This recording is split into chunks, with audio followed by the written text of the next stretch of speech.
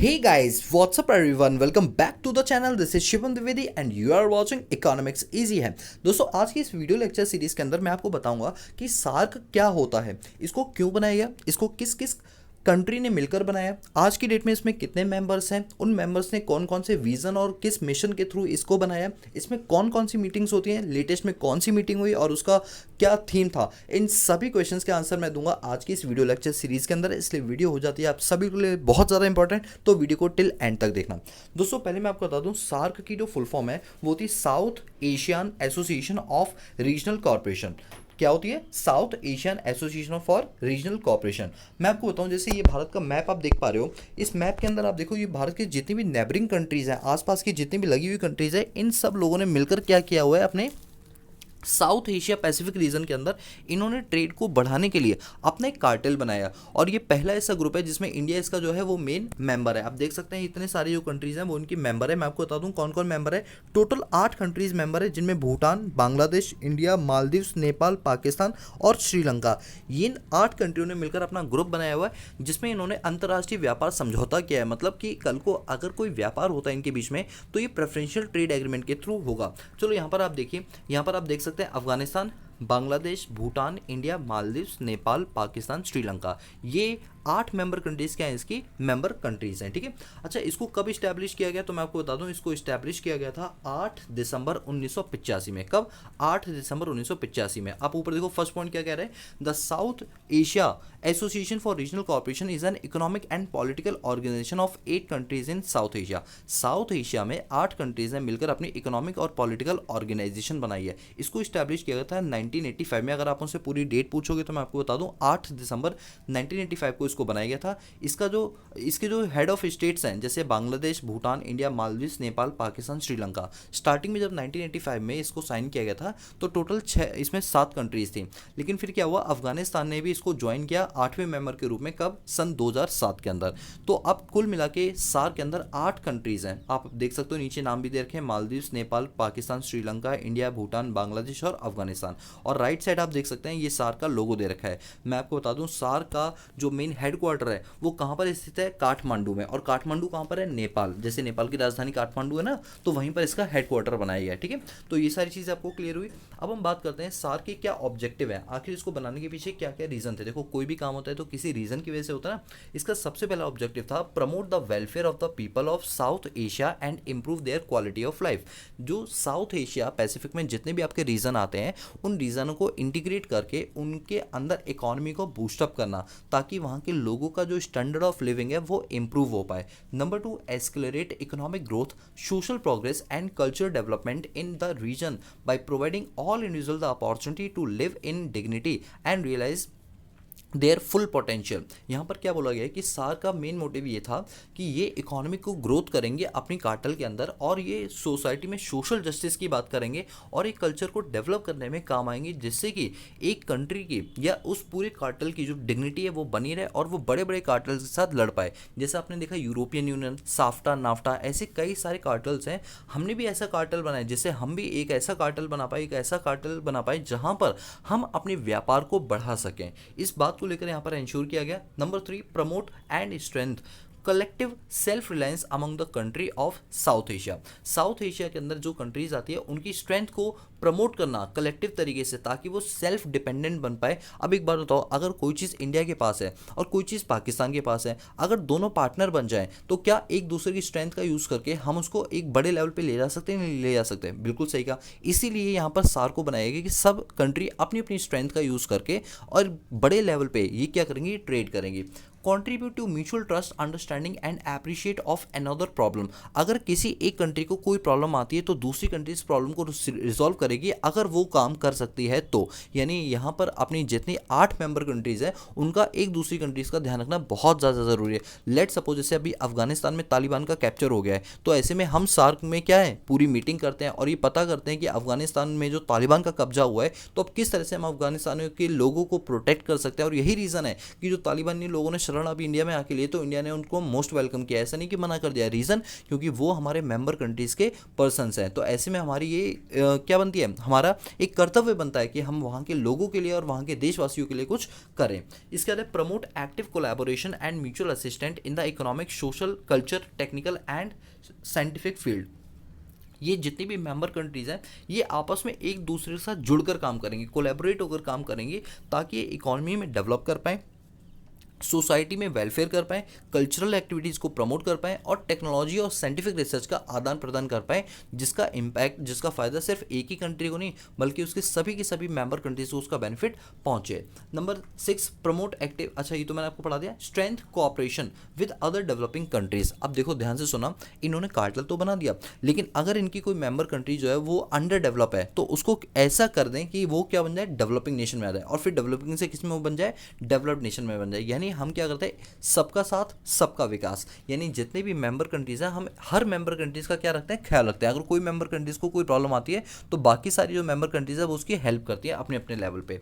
Strength cooperation among themselves in international form on matter of common interest, और यहाँ पे जो भी चीज़ें की जाती हैं वो कॉमन इंटरेस्ट के पॉइंट ऑफ व्यू से की जाती है। मतलब ये कि अगर पाकिस्तान कोई काम कर रहा है तो वो इस तरीके से करेगा कि उसका फायदा सभी इकॉनमी को पहुंचे। पता चले पाकिस्तान को ऐसा काम कर जिससे इंडिया को थ्रेट है तो इस तरह का काम यहाँ पर नहीं कर सकते अगर वो एक कार्टेल के अंदर है। लेकिन देखा क्या जाता है कि पाकिस्तान और इंडिया की कभी बनती नहीं आपस में, चाहे वो जम्मू का मुद्दा आर्टिकल 370 हो या किसी भी चीज़ हो। देखो सार्क बना तो लिया, लेकिन अगर आप मुझसे पर्सनली पूछो कि मेरे क्या ओपिनियन, तो मैं कहूँगा सार्क सिर्फ ऑन पेपर है, रियलिटी के अंदर सार्क का कोई अस्तित्व नहीं। बिकॉज पाकिस्तान और इंडिया यहाँ पर सबसे बड़ी इकॉनमी, लार्जेस्ट इकॉनमी, वैसे लार्जेस्ट तो इंडिया सबसे बड़ी, और इंडिया के साथ अगर किसी की नहीं बनती तो फायदा क्या फिर उस चीज़ का। तो ये तो सिर्फ एक नाम ऑन पेपर पे है, लेकिन रियलिटी के अंदर कभी भी इंडिया और पाकिस्तान आपस में पीस इस्टेब्लिश ही नहीं कर पाए। कभी कश्मीर का मुद्दा होता है, कभी पीओके को लेकर होता है, कभी सीज फायर को लेकर हो जाता है। तो ये मुद्दे हमेशा चलते रहते हैं, जिनकी वजह से ये कार्टेल तो बना लिया लेकिन ये सक्सेसफुल कार्टेल में से एक बिल्कुल भी नहीं है। ठीक है, strength cooperation among themselves international form of matter of common interest, यहाँ जो भी काम किया था वो कॉमन इंटरेस्ट के हिसाब से किया था। और लास्ट पॉइंट है इसका, cooperate with international and regional organisation with similar aim and purpose. यहाँ जो भी कंट्री जिस किसी के साथ भी व्यापार करेगी तो वो सेम इंटेंशन से करेगी। ऐसा इंटेंशन नहीं होना चाहिए कि कोई दूसरी कंट्री किसी से व्यापार करने के पीछे कोई और रीजन और किसी मकसद से करी हो और दूसरी मेंबर कंट्री उसके लिए कोई और मकसद सोच रही हो। सभी लोगों का मकसद, सभी लोगों का एम क्या होना चाहिए, बिल्कुल सेम होना चाहिए। और पीस इस्टेब्लिशमेंट इनका मेन मोटिव होता है कि आपस में मेंबर कंट्रीज लड़ भिड़ ना जाए, इससे उनके अंदर पीस इस्टेब्लिश होना यहाँ पर बहुत ज़्यादा ज़रूरी है। दोस्तों मैं आपकी नॉलेज के लिए बता दूँ, सार्क का जो चार्टर या आर्टिकल है उसमें टोटल 10 सेक्शन है, और जो सेक्शन 1 है वो हमें बताता है ऑब्जेक्टिव के बारे में, और सेक्शन 2 बताता है सार्क के कौन कौन से प्रिंसिपल हैं, जैसे आपसी सहयोग करना, म्यूचुअल बेनिफिट के लिए काम करना, एक दूसरे मैटर में इंटरफेयर नहीं करेंगे। अगर मान के चलो पाकिस्तान और इंडिया का कोई मैटर चल रहा है आर्टिकल 370 को लेकर, तो ये इनका पर्सनल मैटर है। बाकी कंट्रीज आके, चाहे वो मेंबर या नॉन मेंबर कंट्रीज, इसमें आके अपनी दखल अंदाजी नहीं दे सकते। कुछ चीज़ें पर्सनल नेचर की होती है, पर्सनल इश्यूज होते हैं, उनमें कोई दखल अंदाजी ना दे तो ही बेहतर होता है। आप देखो 370 की जो धारा इंडिया पर लगाई गई थी, जो आर्टिकल 370 था जम्मू एंड कश्मीर पर था, जब उसको रिमूव किया गया तो अब पाकिस्तान ने क्या किया था, बाकी कंट्रीज़ को बोला था कि ये देखो हमारे साथ गलत कर रही है, ये गलत करिए, वो करिए, तो सभी ने क्या बोला, ये आपका इंटरनल मैटर है, हम इसमें इंटरफेयर नहीं करेंगे। ठीक है, ये सारी चीज़ें कहाँ लिखी गई, पर्सनल में लिखी गई हैं। और दोस्तों मैं आपको बता दूँ, जो इनके मेन जो पर्सनल सेक्रेटरी हैं वो पाकिस्तान के अमजद बी हुसैन है, जो कि बहुत अच्छे स्पोक पर्सन भी है और बहुत अच्छे इकोनॉमिस्ट भी हैं। ठीक है, चलिए तो अब बात करते हैं इसके स्ट्रक्चर की, कि जो सार्क का स्ट्रक्चर होता है वो क्या होता है। दोस्तों भूल मत जाना, सार्क की फुल फॉर्म क्या होती है, South Asia Association for Regional Cooperation. अब इनका स्ट्रक्चर क्या दे रखा है, cooperation in SAARC is based on respect of 5 principle of sovereignty, equality, territorial integrity, political independence, non interfere in international affair of member state and mutual benefit.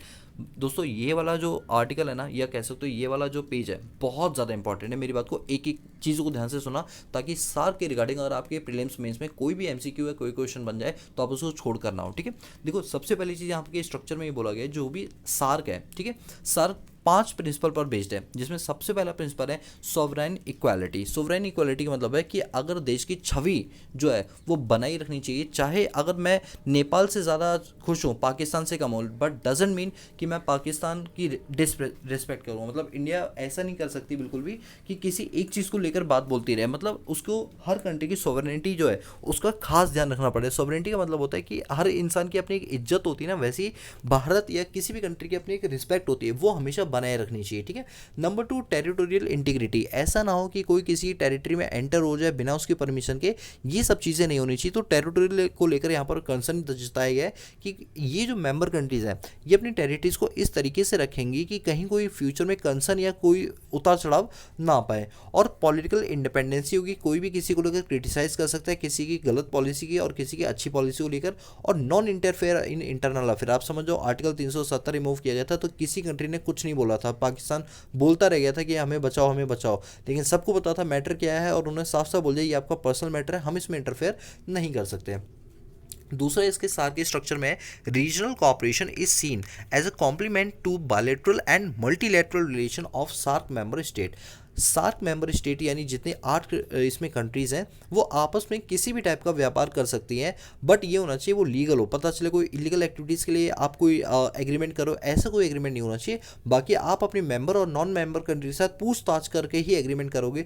Let suppose कि अगर हम USA के साथ कोई व्यापार कर रहे हैं जिससे सार्क की बाकी नेशन पर उसका इम्पैक्ट पड़ेगा, तो पहले मुझे सार्क से एनओसी लेनी पड़ेगी। एनओसी का मतलब है उनके सभी मेंबर्स की मुझे हामी लेनी पड़ेगी, देन मैं ऐसा कोई एग्रीमेंट दूसरी किसी कंट्री के साथ कर पाऊंगा।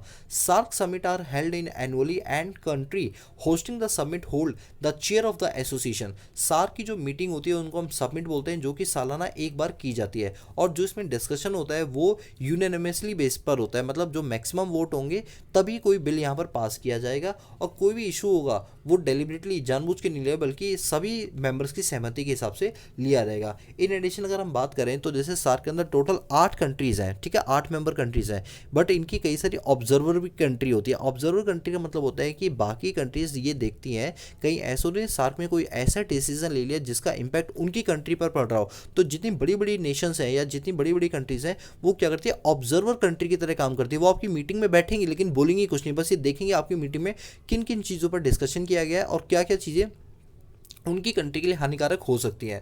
तो मैं बता दूं सार्क की जो ऑब्जर्वर कंट्री है वो कितनी है, देखो China, USA, Myanmar, Iran, Japan, south Korea, Australia, Mauritius और यूरोपियन यूनियन। देखो नीचे मैंने फ्लैग्स भी बना रखे हैं, Australia, China, European union, Iran, Japan, Mauritius, Myanmar, south Korea और यूनाइटेड स्टेट्स। ये क्या है, इनकी एसोसिएटेड पार्टनर है। अच्छा, एसोसिएटेड पार्टनर बोलो या फिर डेजिग्नेटेड पार्टनर बोलो, बात सेम है। यह कह सकते हो ऑब्जर्वर कंट्री। कल को कोई भी इंडिया सबमिट करेगा या सार्क कोई भी सबमिट करती है तो 8 मेंबर तो शामिल होंगे और ये मेंबर भी शामिल होंगे, बोलेंगे कुछ नहीं, बस ये आपकी एक्टिविटीज़ को देखेंगे, ये सोचेंगे कि आप जो कर रहे हो कहीं इससे उनकी कंट्री पर तो कोई इंपैक्ट नहीं पड़ेगा, और अगर पड़ेगा तो ये बोल भी सकते हैं, ठीक है। तो ये पूरा इसका स्ट्रक्चर प्रोसेस है।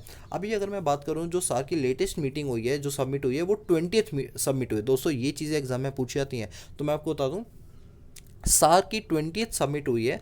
और ये जो 20th सबमिट हुई है सार्क की, ये क्या था कि इसे इस्लामाबाद में रखने के लिए बात बोली जा रही थी। अब क्या हुआ, पाकिस्तान ने इस मीटिंग से बॉयकट कर लिया। पाकिस्तान ने कहा नहीं मैं इस मीटिंग में नहीं आऊँगा, वो किसी बात को लेकर नाखुश हो गया। तो ऐसे में बाकी कंट्रीज़ ने क्या बोला कि ठीक है भाई पाकिस्तान तुम निकल जाओ, हमें तुम्हारी ज़रूरत भी नहीं है। और नीचे देखो मैंने इसका स्क्रीनशॉट भी लगाया हुआ है कि किस तरह से देखो प्रधानमंत्री जो है वो बाकी सभी कंट्रीज के साथ वर्चुअल मीटिंग कर रहे हैं, क्योंकि देखो अभी क्या है कि हमारे यहाँ पर क्या चल रहा है, सारा कोविड-19 चल रहा है। तो ऐसे में अब मीटिंग किस तरीके से होगी, फिजिकली तो हो नहीं पाएगी, तो वर्चुअली मीटिंग हो रही है। और आप देखो नरेंद्र मोदी के ठीक नीचे जो है वो अशरफ गानी है, अफगानिस्तान के एक्स प्रेसिडेंट, जो कि भाग गए हैं क्योंकि तालिबान ने कैप्चर कर लिया है, ठीक है।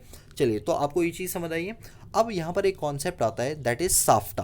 देखो साफ्टा की फुल फॉर्म होती है South Asia free trade agreement. अब याद होगा मैंने आपको ना फ्री ट्रेड एग्रीमेंट के बारे में बताया था कि जो भी member countries free trade agreement करती हैं तो वो कभी भी टैरिफ और नॉन टैरिफ बैरियर अपनी मेंबर कंट्रीज के साथ इंपोज नहीं करती है। यानी यहाँ पर बिल्कुल फ्रीली तरीके से ट्रेड यानी आपस में व्यापार हो पाएगा, और इसी वजह से फ्री ट्रेड एग्रीमेंट किया जाता है। तो मैं बता दूँ साफ्टा एक छोटी टर्म है और जो सार्क है वो एक बड़ी टर्म है। मतलब सार्क कंट्रियों के ऊपर एक एग्रीमेंट बाइंड होता है जिसको बोलते हैं साफ्टा, जिसके तहत सार्क में जो 8 मेंबर कंट्रीज़ हैं जिनके नाम मैंने आपको बताया था ना अभी, बांग्लादेश, भूटान, इंडिया, मालदीव्स, नेपाल, पाकिस्तान और श्रीलंका, ये 8 कंट्रीज जो हैं जब भी आपस में व्यापार करेंगे, अच्छा अफगानिस्तान भी है, ठीक है, ये 8 मेंबर कंट्री जब भी आपस में व्यापार करेंगे तो फ्रीली तरीके से करेंगे। यानी इन्होंने फ्री ट्रेड एग्रीमेंट साइन किया, किसने, सार्क की मेंबर कंट्रीज हैं, इसीलिए इसको ना सार्क में साफ्टा भी बोला है। तो वही लिखा है the South Asia free trade agreement is the free trade agreement of south Asia Association for Regional corporation. और इस एग्रीमेंट को कब साइन किया गया था, 2006 में। और सार्क कब बनाया गया था? 1993 के अंदर बनाया गया था। दोस्तों आपको 2 ईयर याद करने पड़ेंगे। सार्क कब बना था? 1993 में। और साफ्टा को कब साइन किया गया था? 2006 के अंदर। और आप देख सकते हैं ये सारी कंट्री को मैंने यहाँ पर फ्लैग्स भी लगा रखे हैं, ठीक है। तो साफ्टा के अंदर सिग्नेटरी कंट्री कौन कौन से जिन्होंने साइन किए? अफगानिस्तान, बांग्लादेश, भूटान, इंडिया, मालदीव, नेपाल, पाकिस्तान और श्रीलंका। दोस्तों यहाँ से ना एक इंपॉर्टेंट क्वेश्चन बनता है कि वो कौन सी कंट्री है जिसने सबसे लास्ट में सार्क को ज्वाइन किया। तो मैं आपको बता दूं सबसे लास्ट कंट्री अफगानिस्तान है। और जो फादर कंट्री है वो बाकी जो 7 कंट्री है वो फादर कंट्री है जिन्होंने मिलकर इस चीज़ को बनाया, ठीक है। यहाँ तक चीज़ें क्लियर हो गई।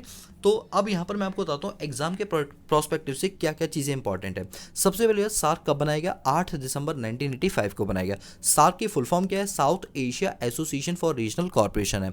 इसमें कौन कौन सी मेंबर कंट्रीज हैं जिन्होंने इसको मिलकर बनाया? तो that is Bangladesh, Bhutan, India, Maldives, Nepal, Pakistan, Sri Lanka और अफगानिस्तान। नंबर 4, इसमें कौन सी कंट्री जो सबसे लास्ट में आई है? दैट इज अफगानिस्तान, जो कि 3 अप्रैल 2009 को एंटर हुई है। इसके अंदर जो मीटिंग होती है उसको क्या बोलते हैं? सबमिट बोलते हैं। और इसका जो हेडक्वार्टर है वो कहाँ पर सिचुएटेड है? नेपाल के काठमांडू में सिचुएटेड है। बस ये कुछ क्वेश्चन हैं जो ज़्यादा इंपॉर्टेंट है, मैंने आपको यहाँ पर डिस्कस कर लिया, ठीक है दोस्तों। अगर आपको ये जितने भी चीज़ें पसंद आ रही हो, अगर हमारे नोट्स पसंद आ रहे हो, तो इन सब की PDF फाइल मैंने प्रोवाइड करा रखी है हमारे टेलीग्राम चैनल पर, जिसका नाम है इकोनॉमिक्स ईजी है। वैसे मैंने लिंक डिस्क्रिप्शन बॉक्स में दे रखा है, बट अगर इनकेस कोई प्रॉब्लम हो लिंक के अंदर तो आप टेलीग्राम चैनल पर सीधा टाइप कर सकते हो इकोनॉमिक्स ईजी, आपको मेरा चैनल मिल जाएगा, वहाँ पर आप ज्वाइन कर लो। सभी चैप्टरों के फ्री ऑफ कॉस्ट हम आपको नोट्स प्रोवाइड करवाते हैं, ठीक है दोस्तों।